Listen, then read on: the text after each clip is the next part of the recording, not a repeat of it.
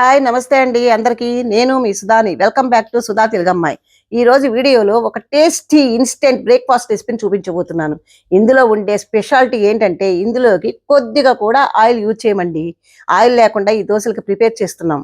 అంతేకాకుండా ఇంట్లో బ్రేక్ఫాస్ట్ కోసం ఏమీ లేనప్పుడు ఇన్స్టెంట్గా అప్పటికప్పుడు 10 నిమిషాల్లో చేయగలిగే బ్రేక్ఫాస్ట్ రెసిపీ. ఇంతకీ ఈ బ్రేక్ఫాస్ట్ రెసిపీ ఏంటో చెప్పలేదు కదా. ఎలాంటి పప్పులు నానబెట్టకుండా నూనె లేకుండా 10 నిమిషాల్లో చేసుకునే బ్రేక్ఫాస్ట్ అదేనండి స్పాంజీ దోశ. నోట్లో వేసుకుంటే స్పంజీగా అలా కరిగిపోయే దోశలకి కాంబినేషన్గా మంచి స్పైసీగా ఉండే టమాటా ఉల్లిపాయ పచ్చడి ఎలా ప్రిపేర్ చేసుకోవచ్చో ఈ వీడియోలో చూపించబోతున్నాను. మీరు కూడా తప్పకుండా ఈ మెత్తడి దోశలను మరియు టమాటా చట్నీ మీరు కూడా ఒక్కసారైనా ట్రై చేసి చూడండి. ఒక్కసారి ట్రై చేసి తిన్నారంటే వదిలిపెట్టరు.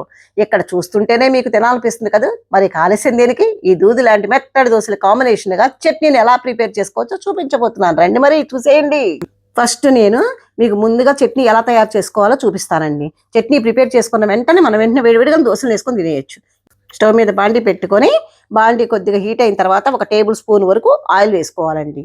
ఆయిల్ హీట్ అయిన తర్వాత అందులోకి 2 టేబుల్ స్పూన్స్ ధనియాలు వేసుకోవాలి. 1/2 టేబుల్ స్పూను మెంతులు వేసుకోండి.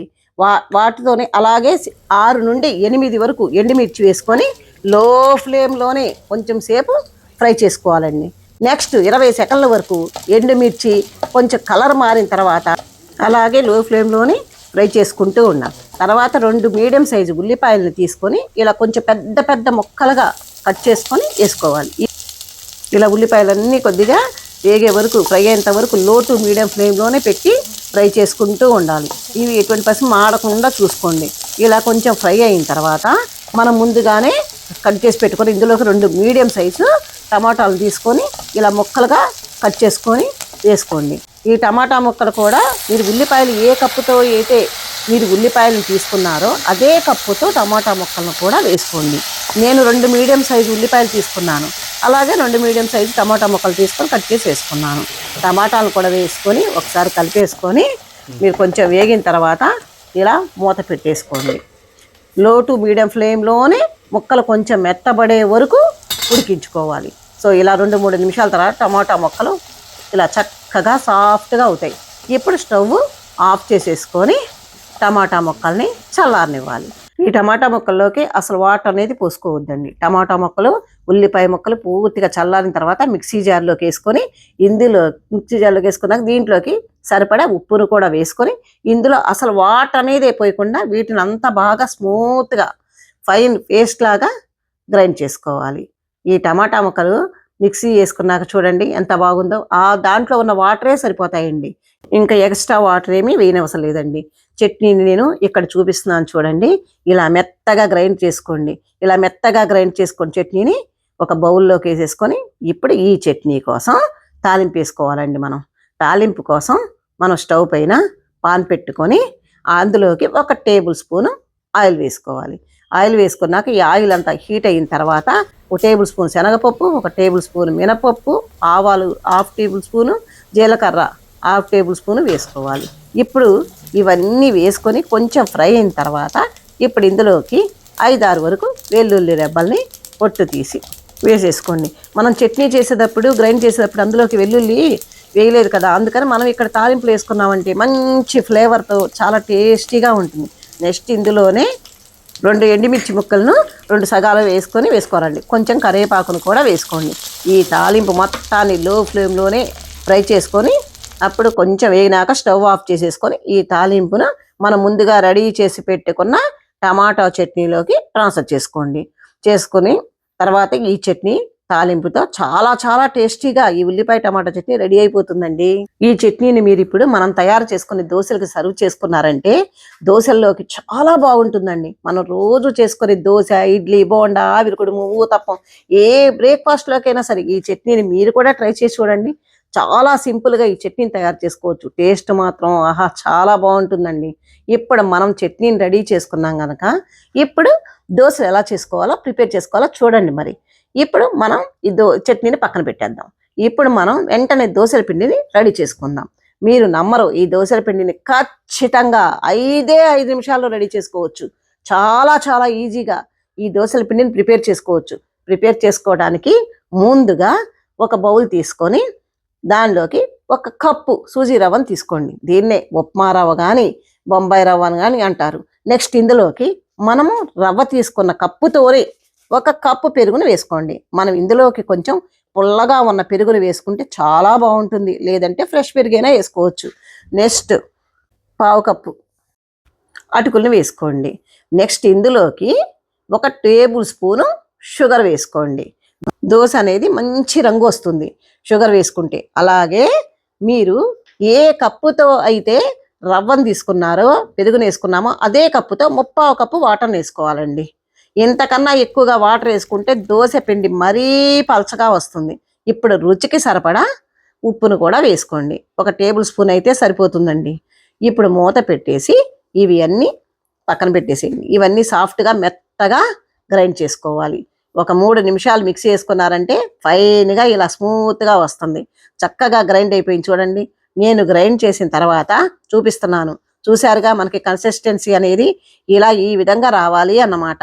మీరు ముఖ్యంగా గుర్తుపెట్టుకోవాల్సింది ఏంటంటే ఈ పిండిని ప్రిపేర్ చేసుకోవడానికి ఒకటే కొలత కప్పు కానీ గ్లాసు కానీ పెట్టుకోండి. అప్పుడు స్పాంజీగా దోశ పర్ఫెక్ట్గా కుదురుతుందండి. సో ఇప్పుడు ఇలా స్మూత్గా గ్రైండ్ చేసుకున్న పిండి అంతా ఒక బౌల్లోకి ట్రాన్స్ఫర్ చేసుకోండి. ఇలా ట్రాన్స్ఫర్ చేసుకున్న తర్వాత ఇప్పుడు మనం ప్రిపేర్ చేసుకునే ఇన్స్టెంట్ దోశ కాబట్టి మనం ఇన్స్టెంట్గా చేసుకునే దోశల పిండిలో మాత్రం ఖచ్చితంగా మనం పెర్మెంట్ చేసుకోం కాబట్టి వంట సోడా కానీ కానీ బేకింగ్ పౌడర్ కానీ ఏదైనా సరే మీరు ఇంట్లో ఏది అవైలబుల్గా ఉంటే అది వేసుకోవచ్చండి. నేనైతే ఇక్కడ ఒక టేబుల్ స్పూను బేకింగ్ పౌడర్ వేసుకున్నానండి. ఈ బేకింగ్ పౌడర్ మీద కాచి చల్లార్చిన పాలు ఒక స్పూను వేసుకొని కలుపుకోండి. అప్పుడు ఇది బేకింగ్ పౌడర్ అంతా కొద్దిగా బాగా యాక్టివేట్ అయ్యిద్దండి. ఇదంతా బాగా కలిసేటట్లుగా కలుపుకోండి. ఇప్పుడు మీ దగ్గర వంట సోడా ఉంటే వంట సోడా హాఫ్ స్పూన్ వంట సోడాకి హాఫ్ స్పూన్ నిమ్మరసం కలిపి వేసుకోండి. పౌడర్ అయినా వేసుకోవచ్చు, బేకింగ్ పౌడర్ అయినా వేసుకోవచ్చు. ఈ 3 మెథడ్స్లో మీరు ఏది యూజ్ చేసినా కానీ దోశల్లోకి స్పాంజీగా సాఫ్ట్గా వస్తాయి. ఇప్పుడు ఈ బేకింగ్ పౌడర్ వేసుకోవటం వల్ల ఈ దోశ మీద హోల్స్ బాగా చక్కగా నీట్గా ఉంటుంది. మెత్తగా స్పాంజీ లాంటి దోశలు వస్తాయండి. బాగా కలుపుకొని దోశ పిండిని పక్కన పెట్టేసేసుకోండి. ఇలా బేకింగ్ పౌడర్ వేసుకున్న తర్వాత ఇదంతా చక్కగా పిండిలో బాగా కలిసేటట్లుగా కలుపుకోవాలి. ఎక్కడా కూడా పౌడర్ లాగా కాకుండా మొత్తం కలిసిపోయేలాగా పిండిలో కలిపిన తర్వాత పిండి చూపిస్తున్నా చూడండి ఎంత చక్కగా వచ్చిందో.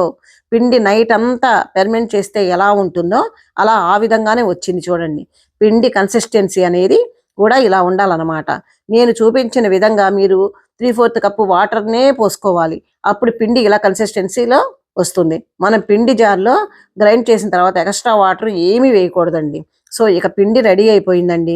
వెంటనే ఇక మనం దోశలు వేసుకుందామండి. ఈ పిండిని కలిపి 2 నిమిషాల కన్నా ఎక్కువసేపు పక్కన పెట్టారంటే మీకు ఈ దోశ అనేది అంత పర్ఫెక్ట్గా రాదన్నమాట. మనం ఎప్పుడైతే బేకింగ్ పౌడర్ వేసి పిండిలో కలుపుకుంటామో వెంటనే దోశలు వేసేసుకోవాలి. లేదు మాకు దోశ వేసుకోవడానికి టైం కావాలి అంటే మీరు అప్పుడు బేకింగ్ పౌడర్ వేసుకోకుండా అప్పుడు పిండిని పక్కన పెట్టేసుకోండి. మీరు ఎప్పుడైతే దోశ వేసుకోవాలనుకుంటారో జస్ట్ అప్పుడు బేకింగ్ పౌడర్ కలుపుకొని వేసుకోవచ్చు. ఇప్పుడు స్టవ్ ఆన్ చేసి పాన్ పెట్టుకొని పాన్ హీట్ అయిన తర్వాత కొద్దిగా వాటర్ చల్లి టిష్యూతో కానీ కాటన్ క్లాత్తో కానీ నీట్గా క్లీన్ చేసుకోవాలి. క్లీన్ చేసిన తర్వాత హై ఫ్లేమ్లోనే పెట్టుకొని మనం ప్రిపేర్ చేసుకున్న దోశల పిండిని వేసుకోవాలి. ఇలా పై నుండి పోసుకున్నారంటే దోశ అనేది చాలా చక్కగా స్ప్రెడ్ అయిపోతుందండి. మనం మళ్ళీ స్ప్రెడ్ చేయాల్సిన అవసరం లేదండి. మనం చేసిన దోశల పిండి కన్సిస్టెన్సీకి తగ్గట్టుగా ఎంతవరకు స్ప్రెడ్ అయ్యిద్దో అంతవరకు అవుతుంది. చాలా చక్కగా స్ప్రెడ్ అయ్యింది కదా. మనం హై ఫ్లేమ్లోనే ఉంచుకొని దోశ అంతా ఇలా హోల్స్ లాగా రావాలి. అలా వస్తేనే దోశ స్పాంజీ లాగా ఉంటుందండి. సో మీరు లో ఫ్లేమ్లోనే పెట్టుకుంటే రాదు. హై ఫ్లేమ్లోనే పెట్టుకుంటేనే దోశ అనేది చూడండి చక్కగా ఎంత చక్కగా హోల్స్ లాగా స్పాంజీ లాగా వస్తుందండి. ఇలా దోశ అంతా హోల్స్ వచ్చిన తర్వాత అప్పుడు ఫ్లేమ్ని మీడియం ఫ్లేమ్లో పెట్టుకోవాలి. దోశ పైన పిండి అనేది తడి అంతా ఆరిపోయే వరకు దోశను చక్కగా ఉడికించుకోవాలి. ఈ దోశకి మనము ఒక్క చుక్క కూడా నూనె వేయాల్సిన అవసరం లేదండి. అలాగే రెండో వైపు దోశను కూడా తిప్పనవసరం లేదండి. చూశారు కదా దోశ పైన చక్కగా తడి అంతా ఆరిపోయింది అంటే మనకి దోశ అనేది పర్ఫెక్ట్గా రెడీ అయిందని అర్థం. ఇలా చక్కగా కుక్ అయిన తర్వాత దీన్ని సర్వింగ్ ప్లేట్లోకి తీసుకోండి. ఇదే విధంగా రెండో వైపు చూడండి ఎంత చక్కగా నీట్గా వచ్చిందో. ఇలా కాల్చుకొని సర్వింగ్ ప్లేట్లోకి పెట్టేసుకోవటం. మిగిలిన పిండితో కూడా దోశల్ని ఇదే విధంగా వేసుకోవాలి. ఇక్కడ నేను చూపించిన 1 కప్పు బొంబాయి రవ్వకి 7 నుండి 8 దోశల వరకు వస్తాయండి. ఇప్పుడు నేను ఇక్కడ చూపించిన పిండితో అండి. చాలా మందికి చాలా రకాల డౌట్లు వస్తాయండి. ఆ డౌట్స్ ఏంటంటే నైటే పిండి తయారు చేసుకొని చక్కగా మార్నింగ్ మేము దోశలు వేసుకోవచ్చు కదా అని, లేదా బేకింగ్ పౌడర్ సోడా ఏమీ వేసుకోకుండా నైటే మిక్సీలో వేసుకొని పెర్మెంట్ చేసుకొని మార్నింగ్ దోశలు వేసుకోవచ్చా అని అడుగుతారు. కానీ ఇలా చాలా మందికి డౌట్స్ క్వశ్చన్స్ రేజ్ అవుతాయండి. కానీ ఈ దోశల పిండి మాత్రం ఖచ్చితంగా అప్పటికప్పుడే రెడీ చేసుకొని అప్పటికప్పుడే దోశలు వేసుకోవాలండి. మీరు నైట్ ప్రిపేర్ చేసుకొని మార్నింగ్ దోశలు వేసుకోవాలంటే మీకు అంత పర్ఫెక్ట్గా దోశ అనేది రాదు. అలాగే బేకింగ్ సోడా బేకింగ్ పౌడర్లు కలిపిన తర్వాత పిండిని ఎక్కువసేపు పక్కన పెట్టినా కానీ దోశ అనేది పర్ఫెక్ట్గా రాదండి. అందుకోసం నేను ఇక్కడ చెప్పిన కొలతలతో ఎగ్జాక్ట్గా మీరు కూడా ప్రిపేర్ చేసుకోండి. ఎంతసేపు రెడీ చేసుకుంటారండి? పిండిని జస్ట్ 5 నిమిషాలు గ్రైండ్ చేసుకోవడం, బేకింగ్ పౌడర్ కలుపుకోవడం, ఇలా దోశ వేసుకోవడం చాలా ఈజీ కదండి. సో మీరు కూడా ఇలా చక్కగా దోశలు వేసుకొని మనం తయారు చేసి పెట్టుకున్న ఉల్లిపాయ టమాటా చట్నీతో కానీ తిన్నారంటే ఆహా, చాలా అంటే చాలా రుచిగా ఉంటుందండి. ఇక్కడ మీరు దోశ చూపిస్తుంటేనే మీకు అర్థమైపోతుందండి కదండి. చక్కగా సాఫ్టీగా స్పాంజీగా ఉంది కదా. ఇలా నోట్లో పెట్టుకుంటే అలా నోట్లో కరిగిపోతుందండి. పిల్లలు కూడా చాలా ఇష్టంగా తింటారండి. మీరు కనుక దోశ ఫ్యాన్ అయితే కనుక తప్పకుండా ఈ దోశను మాత్రం ట్రై చేసి చూడండి. చాలా సాఫ్ట్గా చాలా చాలా టేస్టీగా ఉంటుంది. సరే, ట్రై చేస్తారు కదా ఫ్రెండ్స్. ట్రై చేసిన తర్వాత మీకు ఎలా వచ్చింది, టేస్ట్ ఎలా ఉంది, ఎలా అనిపించింది, మీ ఫీడ్బ్యాక్ని కామెంట్ రూపంలో తెలియచేయండి ఫ్రెండ్స్. మీ ఫ్రెండ్స్కి రిలేటివ్స్కి షేర్ చేయండి. ఫ్రెండ్స్, ఇప్పటిదాకా చూసిన వీడియో మీకు నచ్చినట్లయితే ఒక లైక్ ఇవ్వండి అబ్బా. మీరు ఇచ్చే లైక్తో ఇంకా మంచి మంచి వీడియోస్ చేయాలని ఇంట్రెస్ట్ వస్తుంది. మరెన్నో టేస్టీ రెసిపీస్ కోసం సుధా తెలుగు అమ్మాయి ఛానల్ సబ్స్క్రైబ్ చేసుకోండి. అస్సలు మర్చిపోవద్దు. Thanks for watching. Bye bye.